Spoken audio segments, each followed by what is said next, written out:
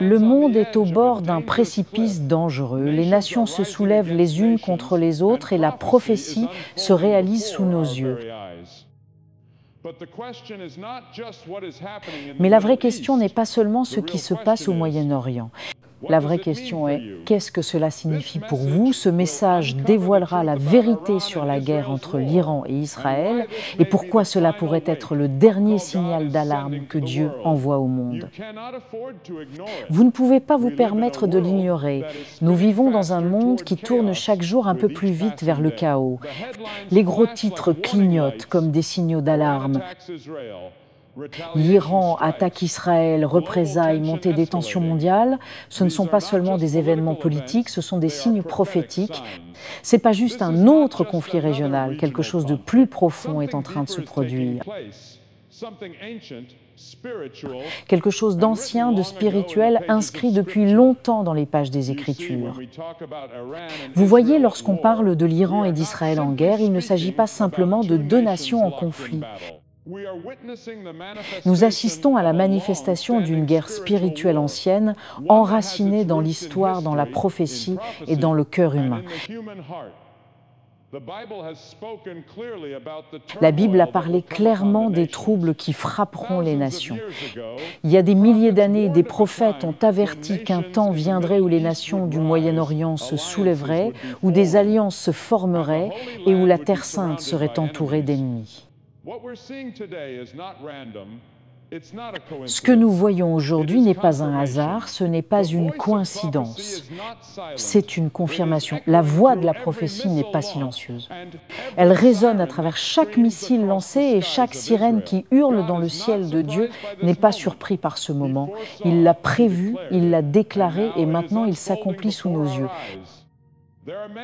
Beaucoup regardent les informations et ne ressentent que la peur. D'autres sont désensibilisés, pensant que ce n'est qu'un conflit de plus, comme tant d'autres auparavant. Mais laissez-moi vous dire que ce moment a du poids, il a de l'urgence. Ce n'est pas le temps de dormir, c'est le moment d'ouvrir les yeux et d'écouter ce que Dieu essaie de dire au monde.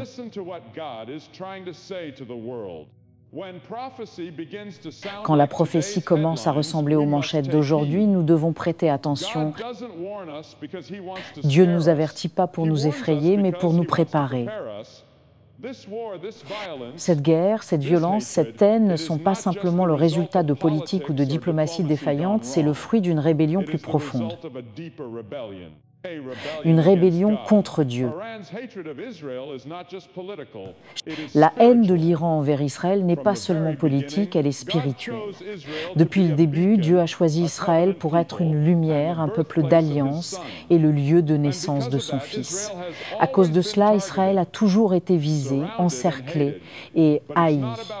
Mais il ne s'agit pas uniquement d'Israël, il s'agit du message qu'Israël porte, de la vérité selon laquelle Dieu règne toujours sur les affaires des hommes et que l'histoire est toujours entre ses mains. Aujourd'hui, lorsque la guerre éclate entre ces terres anciennes, nous devons nous rappeler que Dieu ne reste pas silencieux dans les cieux. Il parle à travers la guerre, la crise, à travers chaque mur brisé et chaque ville en flammes. Il parle à chaque cœur prêt à écouter.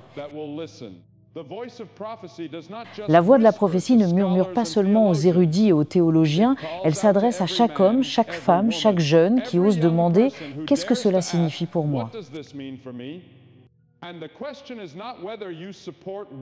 Mais la véritable question est « Entendez-vous ce que Dieu dit à travers la tempête ?» Discernons-nous les signes des temps, car la guerre est bien réelle, tout comme l'avertissement prophétique. À travers l'histoire de l'humanité, un schéma s'est répété, un principe divin tissé dans l'essor et la chute de chaque civilisation. Lorsqu'une nation honore Dieu, elle est élevée. Mais lorsqu'elle lui tourne le dos, le jugement suit toujours sous forme de feu du ciel ou de séisme, mais dans le lent effondrement de la paix, la corrosion du leadership, la confusion morale, et oui, l'éclatement de la guerre.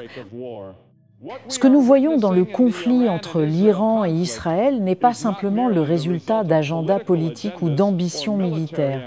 C'est le fruit d'un rejet spirituel, d'un éloignement de Dieu qui appelle une conséquence. Lorsqu'une nation oublie son Créateur, elle retire le socle même de son existence. Peu importe la puissance de ses armées, la richesse de son économie ou le génie de ses dirigeants, une nation sans Dieu est une nation vulnérable.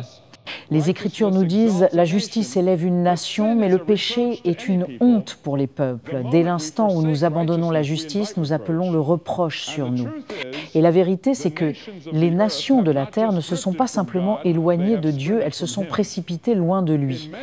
Dans de nombreux endroits, Dieu n'est plus le bienvenu, ni dans les tribunaux, ni dans les écoles, ni même dans les foyers.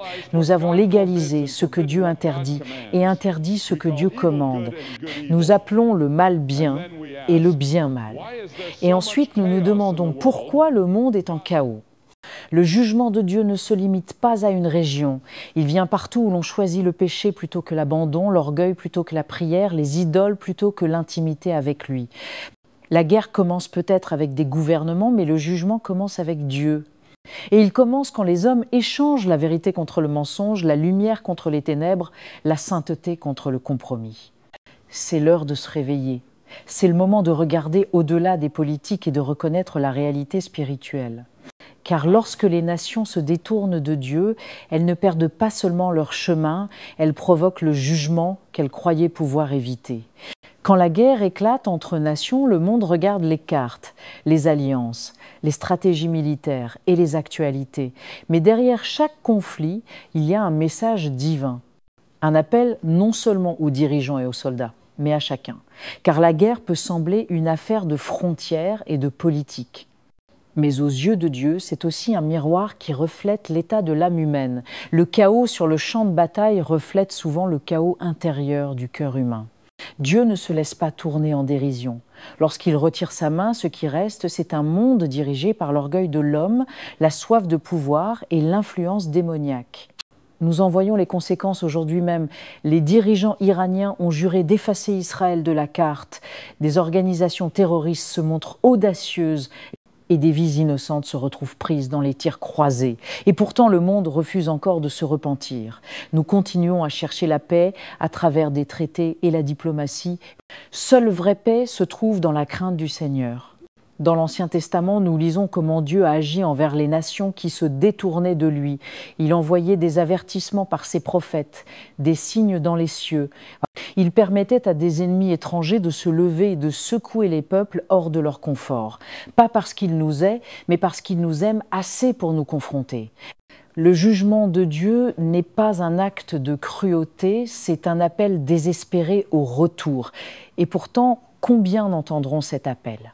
Combien reconnaîtront que le jugement ne commence pas sur un lointain champ de bataille, mais dans les cœurs de ceux qui ont choisi le péché plutôt que la justice? Regardons autour de nous. N'y a-t-il pas de la confusion dans les plus hautes sphères du pouvoir? N'y a-t-il pas de la perversion célébrée dans les rues? N'y a-t-il pas du sang versé pour la terre, la religion, une haine qui remonte à des générations? Et pourtant, nous ignorons la cause profonde. Nous faisons comme si des solutions humaines pouvaient suffire. Le conflit au Moyen-Orient n'est qu'un symptôme d'une maladie bien plus grave, un monde en rébellion contre son Créateur. Mais ne parlons pas seulement des autres nations. Qu'en est-il de ton propre pays? De ta propre famille? Avons-nous honoré Dieu dans nos décisions, nos valeurs, notre manière de traiter les autres? Ou avons-nous laissé le même esprit de rébellion s'enraciner dans nos foyers, nos médias, nos cœurs?